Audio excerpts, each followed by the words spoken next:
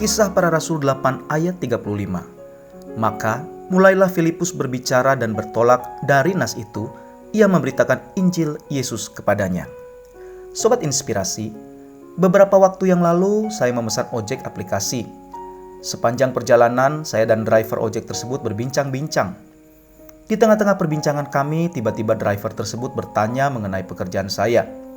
Kemudian, saya katakan bahwa saya bekerja sebagai rohaniwan di gereja.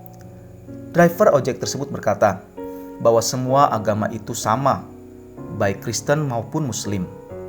Dalam waktu yang singkat tersebut, saya tidak mau menyia-nyiakan kesempatan untuk memberitakan kabar baik kepadanya.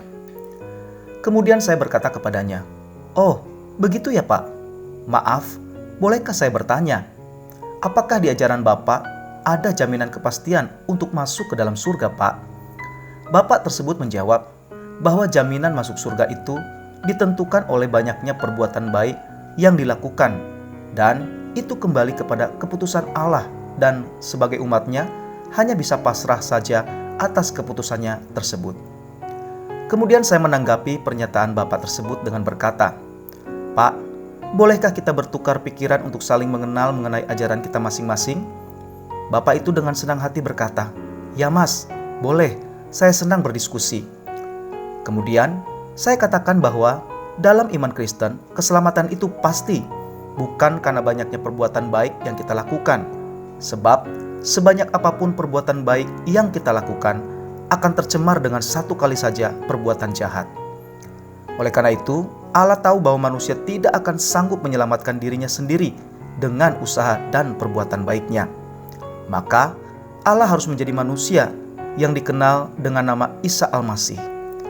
Tujuannya adalah supaya manusia bisa menerima keselamatan melalui pengorbanannya, melalui kematiannya dan kebangkitannya, maka setiap dosa manusia diampuni dan manusia mendapatkan jaminan keselamatan. Dalam kesempatan tersebut, saya menekankan bahwa keselamatan yang pasti hanya di dalam Isa Al-Masih. Saya bersyukur, walaupun orang tersebut belum menerima Yesus sebagai Tuhan, paling tidak saya sudah memberitakan kabar baik kepadanya. Saya merasa senang karena responnya cukup baik dalam menanggapi pernyataan saya tersebut. Sobat Inspirasi, Filipus, seorang murid dari Tuhan Yesus, meresponi dengan baik panggilannya untuk memberitakan Injil kepada seorang sida-sida dari Ethiopia. Roh Allah membawa dirinya untuk bertemu dengan sida-sida tersebut, karena Allah melihat sida-sida tersebut memiliki kerinduan untuk mengenal keselamatan dan Allah yang benar. Hasilnya, ketika Filipus menjelaskan Injil keselamatan kepadanya, sida-sida tersebut menjadi percaya kepada Yesus dan seketika itu juga dibaptis. Akibatnya, Injil menjadi tersebar di wilayah Ethiopia karena satu orang yang telah diselamatkan tersebut. Yang dapat kita pelajari dari peristiwa di atas adalah bahwa seringkali Tuhan membawa orang percaya untuk berjumpa dengan seseorang yang sedang membutuhkan kabar keselamatan. Namun, tidak sedikit yang melewatkan kesempatan tersebut. Mungkin karena kurang peka dan juga tidak terlalu antusias untuk memberitakan kabar keselamatan.